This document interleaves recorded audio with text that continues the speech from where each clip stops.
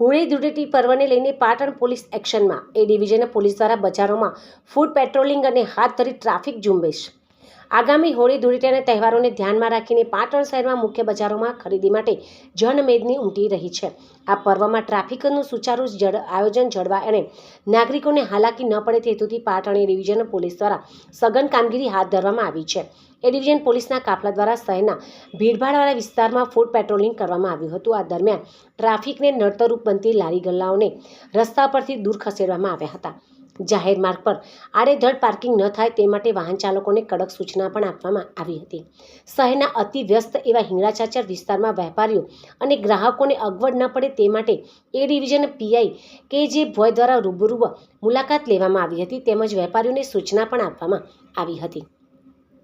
ટ્રાફિકને નડતરરૂપ ન થાય તે રીતે પોતાનો ધંધો રોજગાર કરવો, દુકાનની બહાર માલ સામાન મૂકતા અને ગ્રાહકોના વાહનો વ્યવસ્થિત પાર્ક કરવા સહયોગ આપવો। પોલીસની આ સક્રિય કામગીરીને પગલે બજારમાં ટ્રાફિકની સમસ્યામાં રાહત જોવા મળી હતી। તહેવારો દરમિયાન શાંતિ અને સુવ્યવસ્થા જળવાઈ રહે તે માટે પોલીસ તંત્ર દ્વારા સતત મોનિટરિંગ પણ કરવામાં આવી રહ્યું છે।